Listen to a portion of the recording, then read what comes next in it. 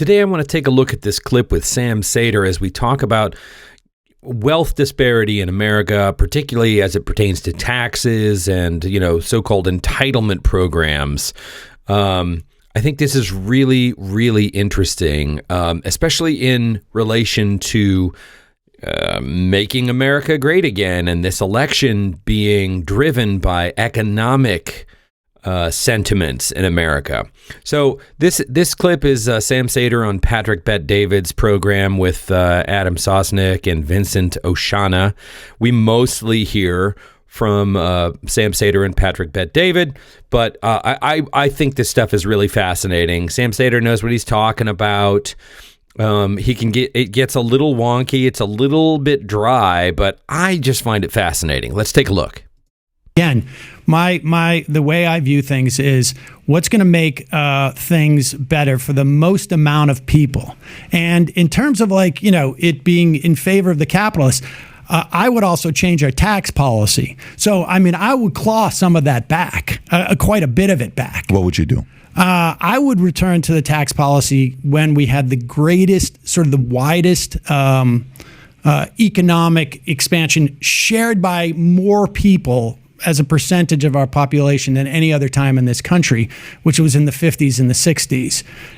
I just want to pause for 1 second.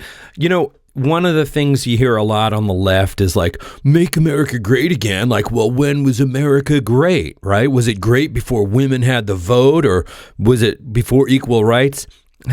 I'm sure there are some people that think America was better then. But my hunch is that most Americans that resonate with this vague, sentiment of let's make America great again are probably thinking of this time that Sam Seder is referencing here in the 50s and 60s, when there was a broad, thriving middle class and you could raise a family on a single income. You could own a house and a car, maybe even 2 cars, and there was insurance, and there wasn't this sense of I can't, afford to live a rich life. I can take a vacation, right? I can barbecue on the weekends. What more does a person need? I would return to the tax rates more or less there. So your top tax rate at that time was 90%, top marginal rate, for every dollar over $470,000 you would earn. So that would be equivalent to around $3 million today. I think we should return to that type of tax You want it to go as high as 90% at the top marginal tax At the top marginal tax rate. So understand, that only kicks in with every dollar above $3 million. I hear you. And yeah, that's the famous Reagan situation where I think it was anything over $200,000 at that point. This might have been in the 40s, that he would only do 2 movies a year because he'd get paid $100,000 per movie, and then he wouldn't even do a third movie because he would only get 10% of the revenue he's like, fuck it, I'm not doing another movie. Yeah. So wouldn't that curb growth? Reagan started telling that story, yep. You know who he was working for when he started telling that story, right? He was going around, I think it was working for GE, trying to convince people not to get Medicare for all. If Reagan could have gotten 3 movies or 5 movies, he would have done it. He was working with chimps. He would have been happy to do that for his career. Believe me. Believe me. What's the top marginal tax rate right now? 39%? What is it? I think right it's now? 37, 39%. So you're in favor? I will say this, though, just to finish up that Reagan story. I will say this to you. I remember being in L.A., and taxes top line had hit whatever the all-in was, 57.5. I don't know what the number was, around 57.5. You live in Brooklyn. So 57.5%. People are like, what the hell is going on here? There was this girl who was a top realtor in the San Fernando Valley area, one of the top realtors. Her picture was on all the benches. Everywhere you would go, you would see her. And she was one of the realtors making very good money. She's making $500,000 a year income, doing good for herself, whatever the number was, $400,000, $500,000. One day, I stopped seeing her pictures on the seats. And I'm at Wood Ranch with my wife, and I said, hey, you're the girl, right? She says, yeah, I am. She's with her husband and her 2 kids. I said, what happened? We haven't seen you lately. She says, it's so funny you ask. My husband and I made a decision that the moment taxes got so high, it was more important for me to be stay home. It wasn't worth me working to pay this much in taxes. So there's a part of what he's saying. Yeah, whether he's going to do the movies with chimps and all that stuff. But there's a part of it that kind of incentive needs to be there. America would not have suffered by the lack of Ronald Reagan movies. And I would Okay, you're also trying to be argue, funny. I would I also, got you. but I would also argue that, like, I guarantee you there was no less houses that sold because that one particular broker stopped selling houses at a certain point. So go to it. So right now, I don't think that's a problem.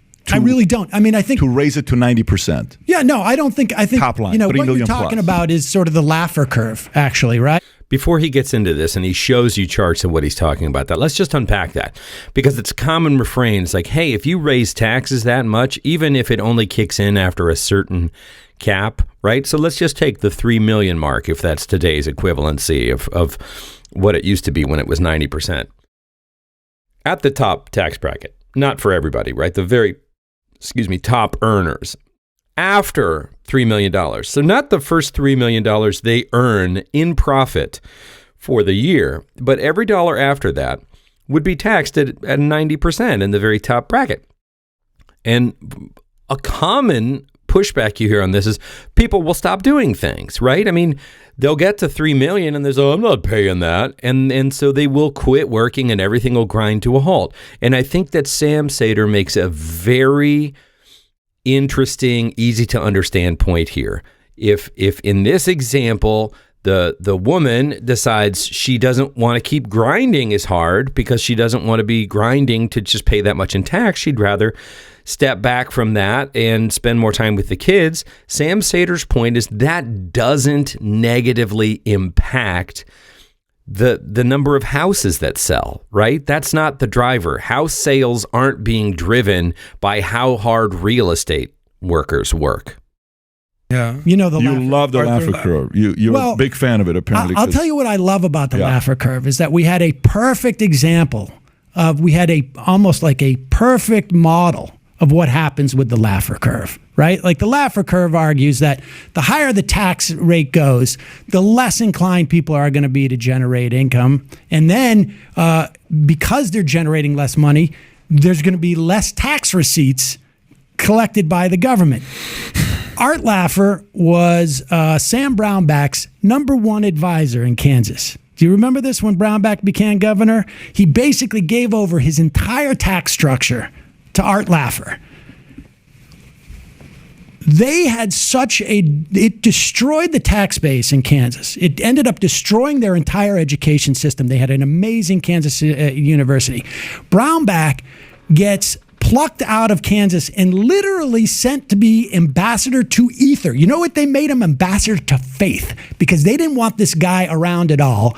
The Republican-controlled Kansas legislature raised taxes back up because it had destroyed their tax receipts. The theory may sound good, but it doesn't work in practice. So are you on YouTube and Rumble or just YouTube?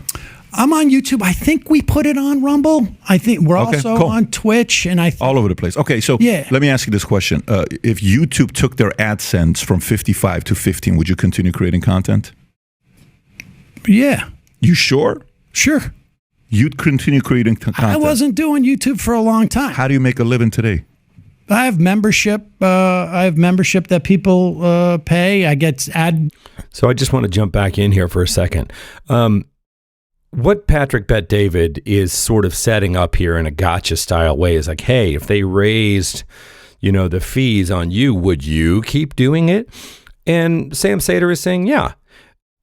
Think about it for 1 second. Is the only reason we work to earn money?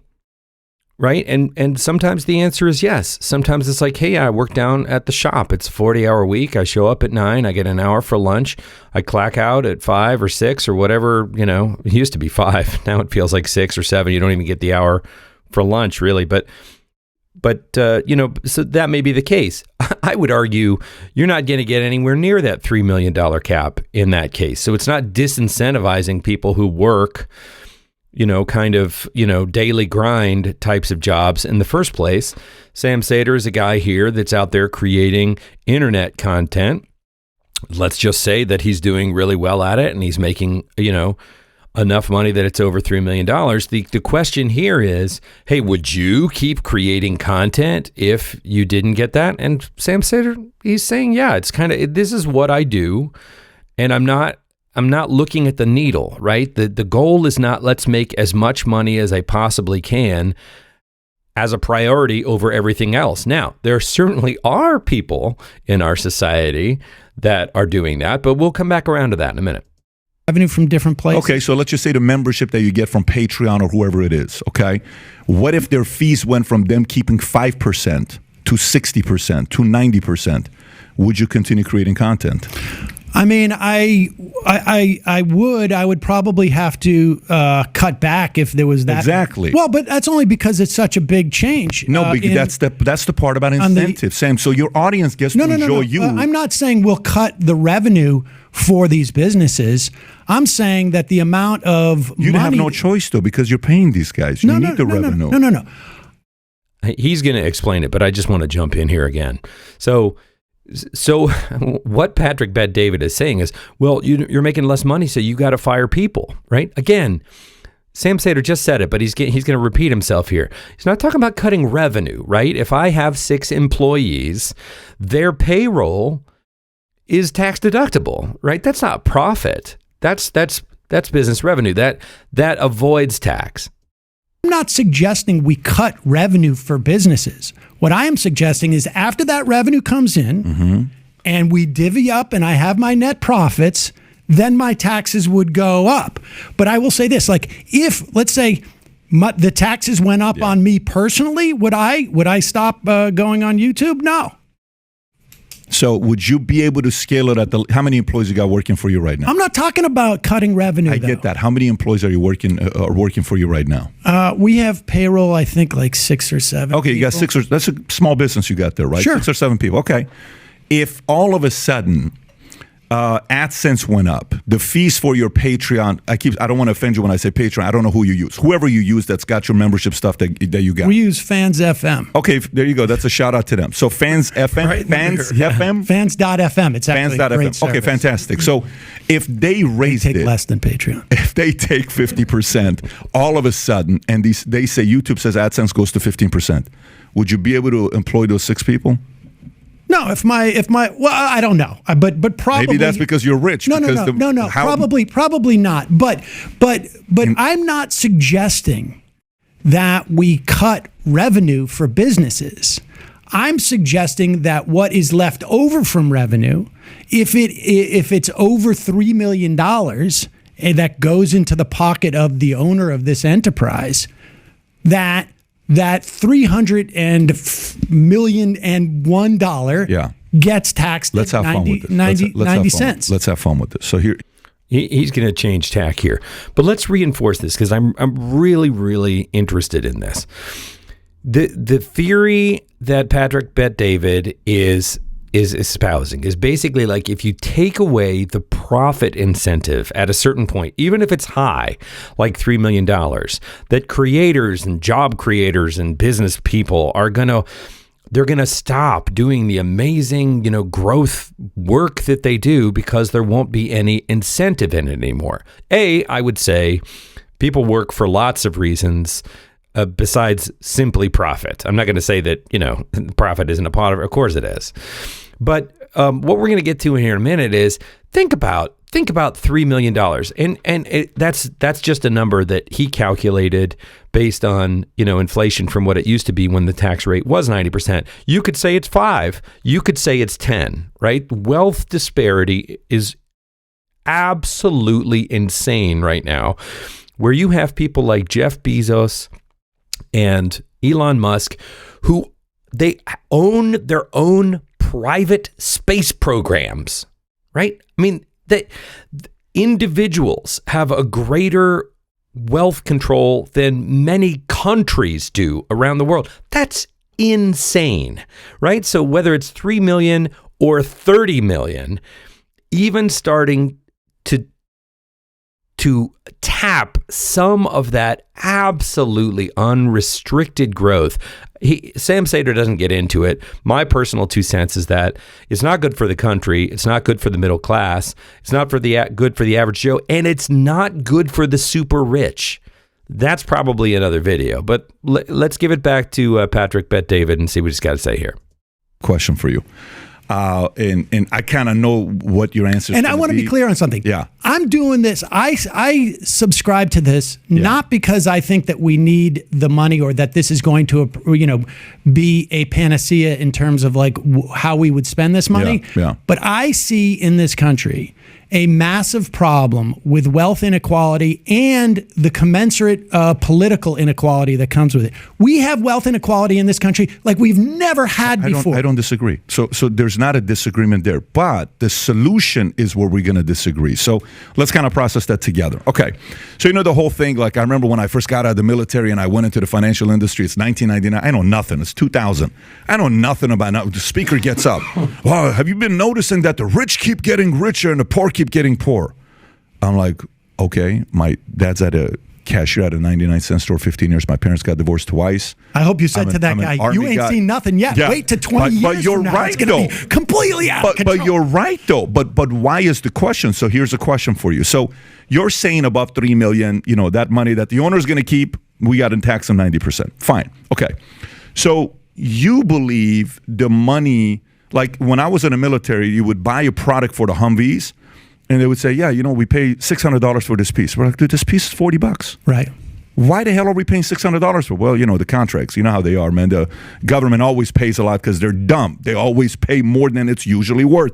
A $40 piece for a Hummer, they're paying $600. I'm like, that's an awesome business for the other guy. Yeah, we have horrible oversight in the military. But this is the point, though. This is the point. And I want to actually sincerely get your thoughts on this, on how we address this. No, I'm going to stop there for right now because it feels like a little bit of a cliffhanger ending, but they actually get into the weeds a little bit and meander around. There is not a single easy answer to that question, obviously, or we'd have solved it. But people do continue to frame it as like, which is better, this way or that way? You have to choose. So this is deep and complicated stuff. But I want to hear from you in the comments. All right, please like and subscribe if you're inclined. That does help the channel. But do you agree with Patrick Bet-David and I think in general the Republicans that the way to a better economic future for America is to unleash the job creators and cut taxes and just every man for himself? That's gonna fix things. Or with Sam Seder, who seems to be focused on how do we get to a place where everything is generally better for the largest percentage of all Americans. And the details of how we go about doing that, are open for negotiation. I'm going to do another one of these videos, at least one more, because this is a great conversation. It goes on for a while, and I have to break it up into chunks because I just start to get a headache after too long. Please let me know in the comments what you think. Do you agree with Patrick Bet-David? Do you agree with Sam Seder? Look out for the next video.